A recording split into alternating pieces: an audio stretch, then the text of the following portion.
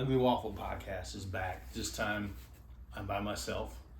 Kids have things going on. My wife's busy with her aerobics. I said, you know what? I'll just go put myself in the corner of one of the girls' rooms.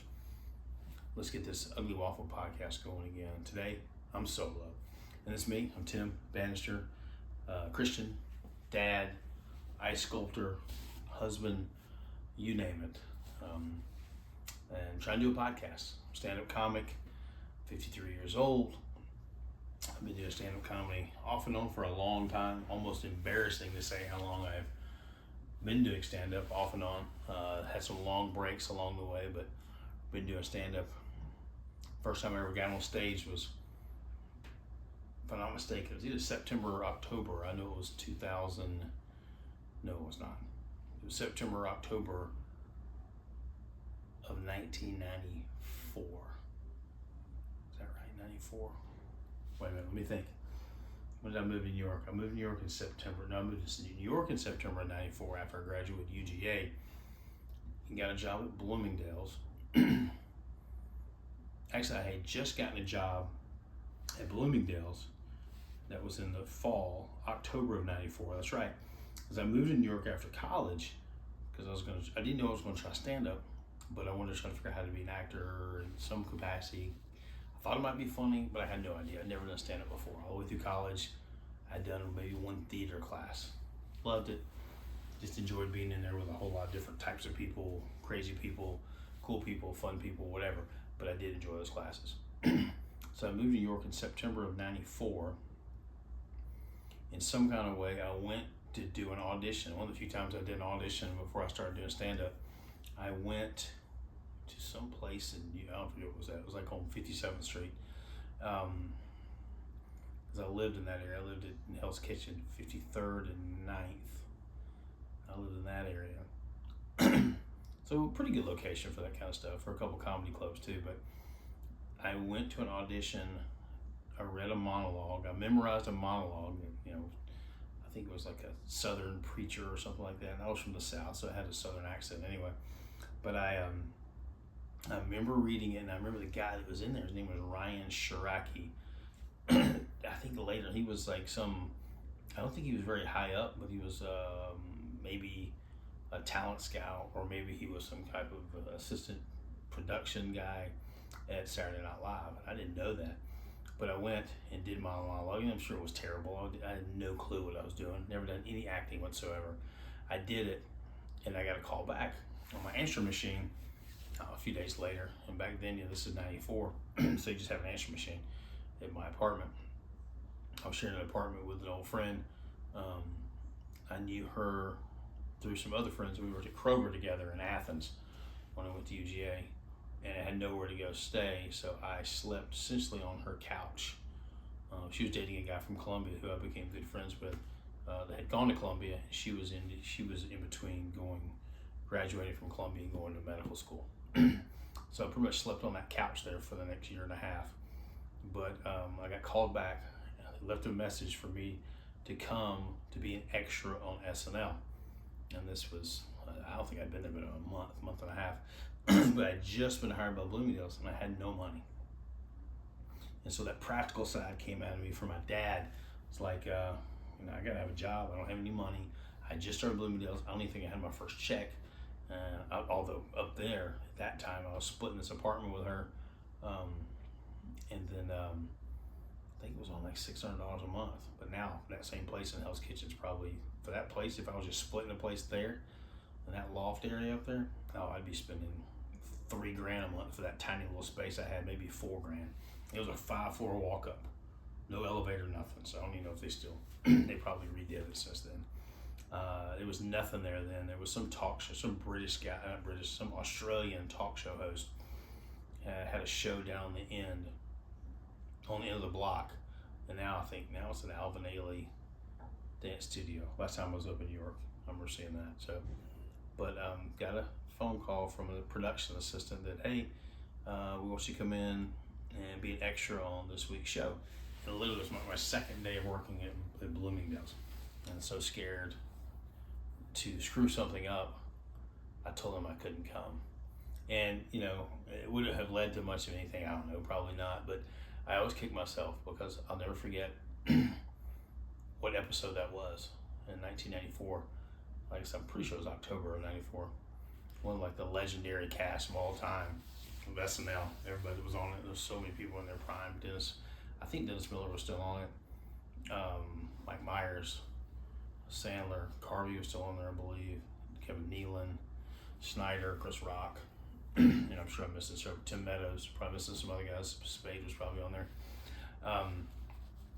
But the host that night was, of course, I didn't know this until I saw it Saturday night because I turned down the opportunity to be on there. But the host was Patrick Swayze. So I think most people, if you know SNL, if you know that episode that Patrick Swayze hosted, I mean, you know what episode that was. It was the Chippendales episode. And not to say that I would have been in that one, but you never know. Could have been in the background in some kind of way. It's not that big a deal, but I always got to kick myself for that one. Golly, be a little too practical. My dad was in my ear there that night. I just could hear him over my shoulder going, gotta be practical. I moved to New York to try this stuff out, and here I was, being too practical, even while I was in New York. So anyway, that was in 94.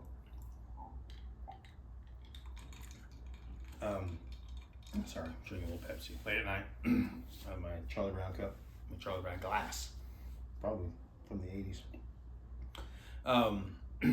But October '94, I didn't know what I was doing. I just worked at Bloomingdale's for several months. And I think in the spring, I decided to look into a stand-up comedy class because I didn't know what I was doing. I really didn't. I hadn't really done anything other than just working. And seeing a few celebrities coming through Bloomingdale's here and there. Not much. I remember Martina Navratilova came up to me one time and asked me how much the set of sheets were. And I was like, wow, Martina Navratilova. A couple of tennis pros came in for some signings. I remember some guy that hosted Double Dare, Mark Summers, I think. I talked to him, super nice guy. Bill Murray came in there one time. He was as crazy as expected. And met a few other people here and there. I worked at Politically Incorrect with Bill Morris. I forgot I did do that. When it was on Comedy Central. I think it was only his second year. I did an internship there. I hadn't been at University of Georgia very long, so I went and applied for an internship. Somehow or another, I got it. I don't know how I did. I wasn't even really hardly taking a class. I was just back home in Georgia. I just did an internship around my job at Bloomingdale's. So I was just a production assistant, or not even that. I just helped out the production assistant. I remember became pretty good friends with Bill Maher's personal assistant. She was real sweet girl, and met a few people because that was the early days of that. So he had some relatively big stars, but he had some just unique guests that weren't stars, but it was good for the argument or whatever it was. But met a few people on there. I met Carl Reiner. Richard Lewis, who was good, was really nice, gave some good advice about stand-up. As I was just trying to figure out how to get started, I was taking a class, I think. Werner Klemperer, I met him. He was pretty cool from Hogan's Heroes. What's his name? Played saxophone for the E Street Band with Bruce Springsteen, Clarence Clemens, Bobcat Goldthwait. There's a few other ones I met here and there. Most everybody was really nice. Some didn't have much to say, but kind of helped out in the green room, helped out in the studio, just kind of making sure people were comfortable and things like that. But I think it was that time I started taking a stand-up class. It was Steven Rosenfeld. I literally got I think I saw his ad in the back of the backstage. I think it was the newspaper they had up there then. So I went and took a class. It was somewhere somewhere off Broadway, maybe 8th Avenue, 44th Street or something like that. I went and did it. There was like 6 or 7 other people in there, and I, for the life of me, don't remember any of them at all. And I do have the videotape somewhere at VHS of all the guys in the show, so there might be somebody in there I can look back and go, wow, that person made it or something. If I saw it, I probably remember some of them, but it was like 8 or 10 of us. And I remember in classes we had to just develop 5 minutes. That was the whole goal. We had a little mini recorder, and we developed. I'm sure my jokes were terrible. I could find them. I have any old notebook I wrote in. I still have. There were some really lame jokes. Obviously, I think any comic looking back would know that, but they were bad. I mean, some of them were terrible. I know they were. the graduation show was at Caroline's, which I think just closed a couple years ago, but it was a big deal to go to Caroline's. And invited some friends from work. They came, and my roommate came, and I think a few other folks came. And it's easy when you do a show the first time. People want to come see you.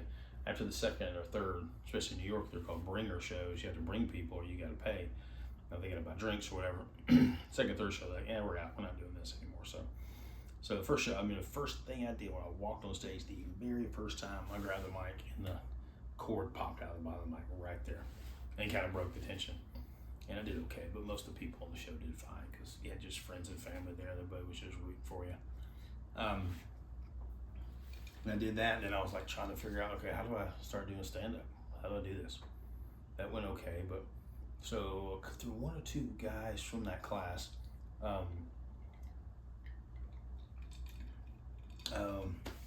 one of them got an in at a cabaret theater on like, I don't know, the 40-something streets off Broadway. Off-Broadway little theater thing, cabaret show. But we would do stand-up shows. I wasn't there for the cabaret part of it really, but we do shows there once every couple of weeks, and it's a mix of all of us. It was really good. Pretty well there, trying to figure out what I don't remember any of it, don't have video of any of it. Don't have video of anything in New York except Caroline's, my first show. And then you started hearing about other places. There's this place called Hamburger Harry's. It was on Broadway. You had to go and sit, literally you would sit there for a couple of hours and get your name on the list. You wait a couple of hours to get up and do 5 minutes in front of another 50, 60 comics, and nobody cared that you were there. And so that was a interesting time, but it was, it's good practice, I guess.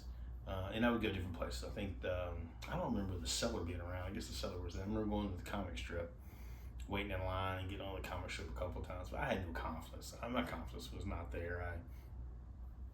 I started going where I'd go to the early shows at Boston Comedy Club and in Stand-Up New York.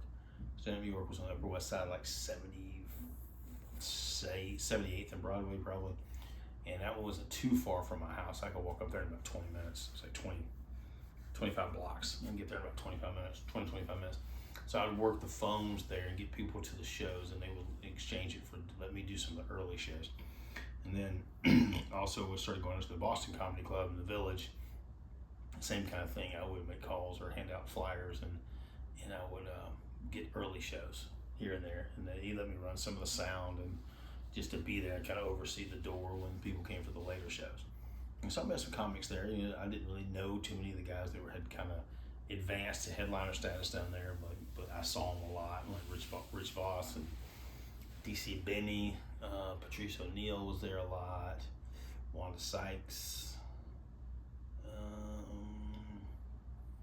Kevin Brennan, Neil Brennan's brother was there, Dave Chappelle was there, Jim Brewer came through a lot. He was on SNL, but he was on SNL at that time. He came, Jay Moore was there a lot.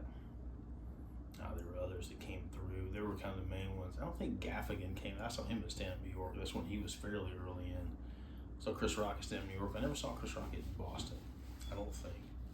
But I would do early shows there once. I know one of the earlier shows, and Chappelle wasn't that. He was well known in New York, but he wasn't like a household name yet. This was in '94, '95. He had to be '95 because I hadn't been doing it long. And I was getting ready to go up on an early show when Chappelle showed up. And they said, hey man, you got to wait to Chappelle. So we were all just doing 5-minute sets. So Chappelle did like 40 minutes. It just killed. And usually that's a death knell for some beginning comic with no confidence like me. But I actually got to go up after him and did okay. Because I think the audience, he wasn't up there long enough to just kind of tire him out. He just did his thing. And then I went up and did 5 minutes of really bad jokes and got a decent reaction. So that was kind of a confidence builder, I guess, a little bit. But hung out there doing stuff there, and a lot of fun. I enjoyed being up there, but just never built the confidence up to the level because you got to really. There's a whole different level in New York, and so I moved back down and I think moved back to Athens. This was in like '96, '97, and then started doing comedy in Athens for a while. So I did off and on there for several years. Probably got a decent amount of confidence built up after a couple years doing that there because I got this job with Barks Rick Wilson. It was was it? Some kind of marketing company. But they were doing a thing with Coca-Cola because Coke had just bought Barks Root Beer. It's like the 100th anniversary of Barks. And so we went out, we had this competition at Coca-Cola in Atlanta. Their headquarters. It was me and about 10 or 12 other comics they had brought in this competition, and the top 4 were going to get to go 4 different areas of the country and drive around and give out free root beer for the summer of '97, I think.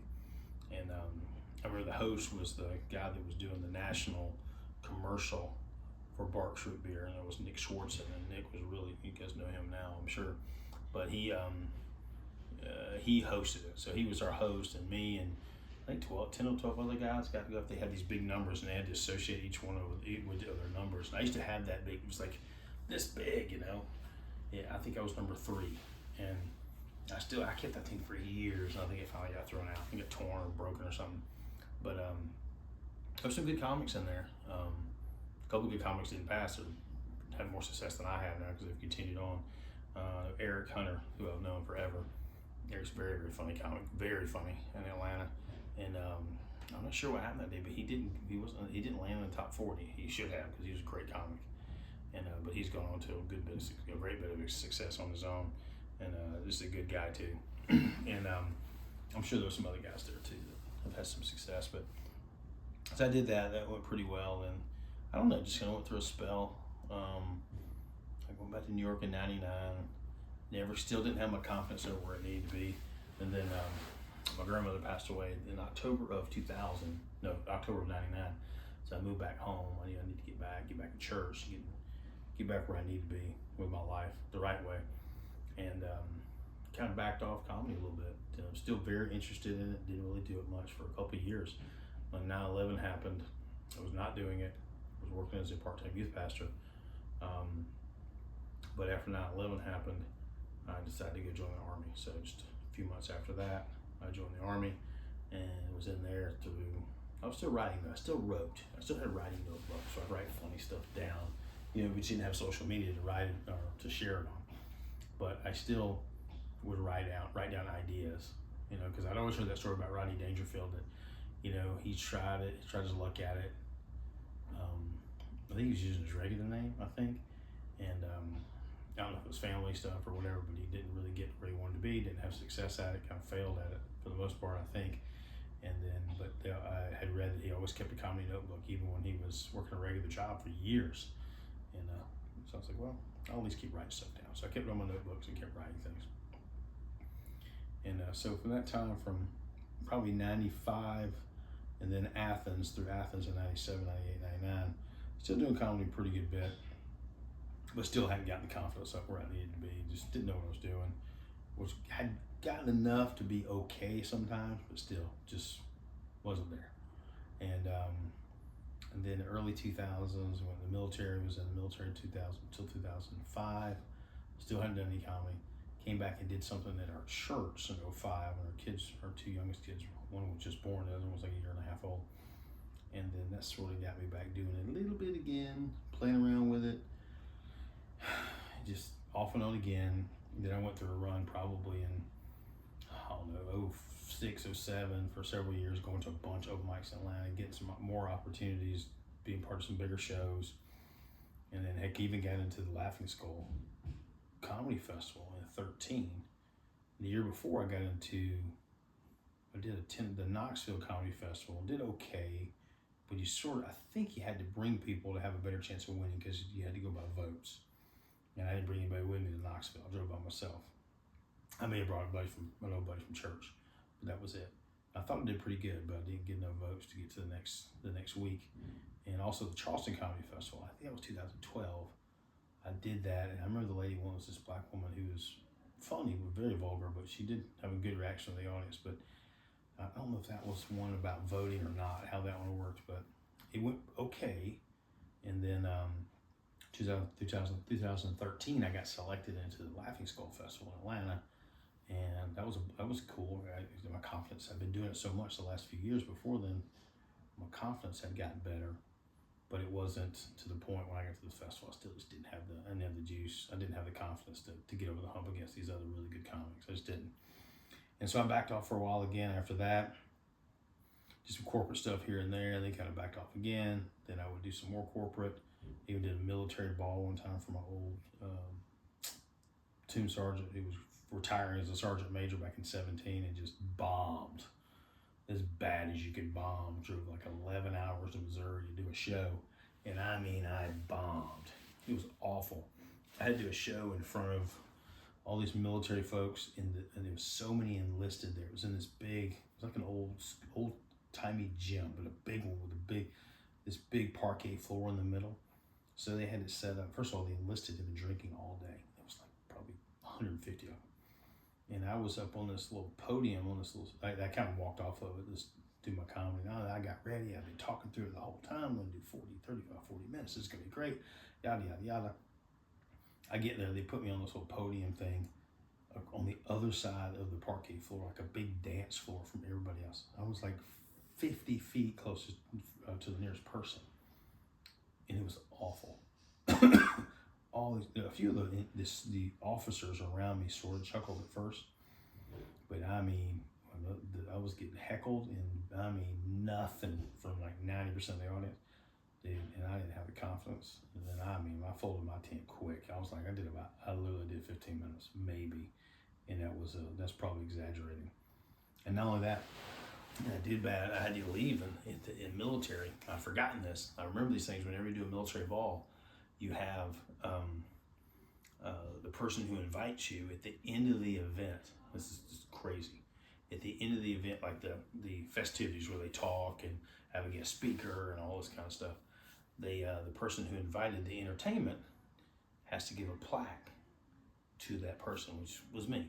So I got a plaque from my old platoon sergeant. It was so embarrassing, and it was just like, thank you from whatever engineer unit brigade it was, the Tim Bannister, for bringing the funny to yada yada yada, special event with the retirement of Sergeant Major, my old platoon sergeant. And it was like, thank you for bringing the funny. And he had to bring me up on the podium and hand it to me. And I remember being so embarrassed. And everybody was like, oh. And I stood in the back. I just kind of went in the back and kind of hid. And everybody was like, that guy sucked. He was terrible. How did that? It was just much more vulgar than that. But I was just like, literally, it was dark behind the building. I literally, in the dark, kind of slunk around the building back down to the hotel they had me staying in. And then the next morning, I got up on purpose, right before it was still dark, so I could leave, so nobody could see me, and I didn't have to talk to anybody. It was so embarrassing. I think I got paid like $750 to go do this thing, and it was awful. It was awful. But it took me years to understand later. Even just in the last few years to understand that shows like that usually aren't going to go well. Birthday parties aren't going to go well. Big events like that, if they're not there for a comedy show, there's a good chance you're going to have a problem. Not every time, but sometimes if people aren't there to laugh and that's not what they're for, it's a comedy show, sometimes it's not going to go that well. And I've learned now from listening to other people, different levels of experience, different levels of success, to say the same thing. Sometimes things might just be stacked against you. You just got to do the best you can and get back up and hit it the next time. So that's kind of what I've been doing now. I'm 53 years old. I've been doing comedy off and on for 30 years. You probably put it all together, I've probably been doing it for 10 or 12. All the times I took off for 5 here, 6 years there. So maybe 10 years. I've really been focused on it, but never more than a couple years straight. And it seemed like every time I would do it for a couple years, I'd sort of start getting a little confidence, then I'd back off again. Because I was like, well, I gotta work, it's gotta be practical. So these last couple of months, I've really focused on doing more shows locally, just setting up shows. I've been contacting different places. So starting in August, I've been like, okay, I gotta get going again. And you can think I'm listening to some podcasts from other comics and hearing some of their experiences, and I'm like, these aren't unlike some of my crazy experiences when I was starting out. We all went through the same thing. Some of the biggest comics have had the same stories of like eating it at a corporate event now, as famous as they are. And I'm like, wow, it wasn't just me. A lot of people eat it. It's just the way it is. You just gotta buckle up and get back up for the next show. So I've been really trying to set up shows, trying to find places local. I've done some things recently at local stuff here. I live on the south side of Atlanta. I found a few places to do here and there. I've done a couple of wineries. Went to a place in Alabama a couple weeks ago, a winery. I went to a place in Perry, Georgia, into a coffee shop and just ate it. Well, I say ate it. There were like 2 tables in the front that were actually trying to listen. And then somebody who was like one of the owners and other people had their backs to me, just yelling over me the whole time. Didn't want to hear anything I had to say. And this was somebody that actually worked or ran the place. So you're still going to happen. They weren't there for a comedy show. They could care less. And they didn't even want me to be heard. They didn't want me to be heard. That's how bad it was. But it happens. You just have to fight through it and still practice. And I did a wine bar in Florida a couple weeks ago. Did a regular show on a Friday night where everybody was there for the comedy. It was awesome. Just a great show. They were there to laugh. It was amazing. The next night, they said, well, come back. There's this girl having her 30th birthday. Come do that. Complete opposite. They didn't want me there. They were on the verge of heckling. They all knew each other. So they were very drunk. They didn't care anything about a comedian. They were just there to shoot jealous shots. And that was it. And I felt so old with some of these 30-year-olds. I was like, golly. But it was just like, I was like, I gotta get out of here. I got my tip jar that had like $8 in it, and I was like, I'm gone. It was terrible. It was terrible, but it's gonna happen. But I'm like, I'm gonna keep doing this. I don't care how old I am. I'm gonna keep doing it, and I'm gonna get better and better. I'll take the good with the bad. We're gonna figure this out. Did a thing down at Mercer University in Macon last week at a pizza place. It went okay, but there weren't that many people there. The people who were up front listening actually enjoyed it, and it was actually getting pretty good feedback. So I'm just kind of doing this from other places, doing a show tomorrow night and doing a winery again this weekend. But these are just shows where I've just reached out to these places, said, hey, here's some tapes of me, here's some clips. Can we come in and do it? I'll do it for $100, $200 and get some tips. And some of these places have been happy to do it. I'm just now trying to get back to some church events and trying to grow, trying to get back on the clubs in Atlanta a little bit and trying to work my way back into it. My wife has been amazingly supportive, always has been to me about this, and it's just like, go do it. You know, you only live once. It's your passion, go do it. And so I'm very blessed. I have a wonderful wife who's been married 22 years, almost 22 years, and she's always been like, go do it. You have to go do it. You got to at least say you gave it your all at some point. So that's where I'm at, man. Just trying to write more stuff. Just trying to come up with different ideas, you know. I'm trying to live life, work, places, see things, talk to people, come up with, just come up with ideas to talk about. It gives me ideas for, I don't know, things you can just talk about that may lead into a bit. You know, I'll talk to anybody at the grocery store, wherever I'm at, just to try to come up with an idea. And then if I have an idea, I may make a little short snippet premise out of it and put it on Instagram, see if I get any feedback, and give me, people looking at it or talking about it, just to give me some ideas. It doesn't guarantee it's going to work, but it's kind of a way of doing it in some way. So I always have, something I can pull from. Some days you can't think of anything. Sometimes I go a whole week, can't think of anything. Then all of a sudden 3 or 4 things will hit, like, oh yeah, that's funny, that's funny, that's funny. I had a couple of premises last week about no one goes to the circuses now. I think Ringling Brothers is coming back on a smaller scale, but Ringling Brothers, Barnum and Bailey Circus is coming back. But I always thought about the cannonball guy. When I was a kid, the cannonball guy was a big deal. He got shot out of a cannon across the bottom of the tent or whatever. But I remember old Bugs Bunny cartoons where somebody would get shot out the top of the tent. And I had this idea about a cannonball, human cannonball guy. I was like, dude, that's got to be one of the worst jobs. I mean, it sounds cool.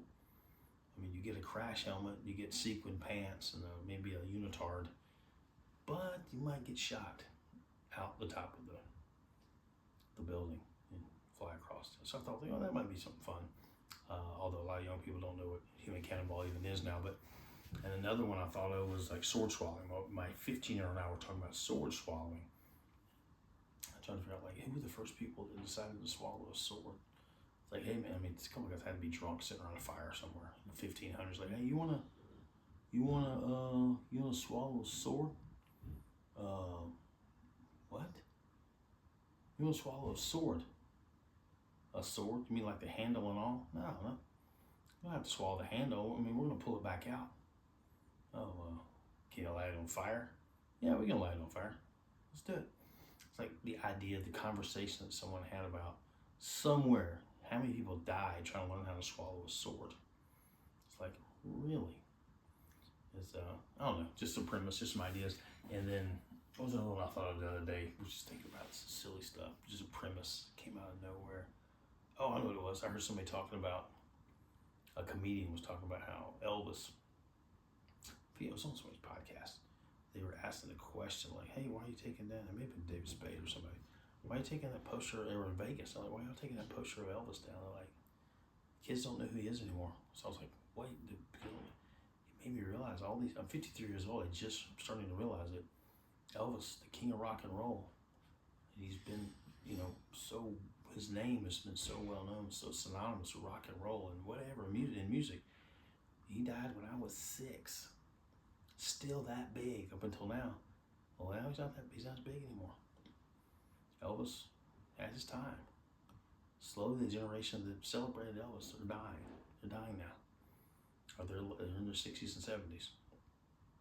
And they're passing away. Elvis is not as well known as he used to be. He was the icon of icons for 50 years. So I was thinking, wow, Elvis had his own museum, his house. I don't know if people still go to it, to Graceland. His music was just legendary. Just pictures, the Velvet Elvis, you name it. He had so many things iconic with him, but those things are sort of faded.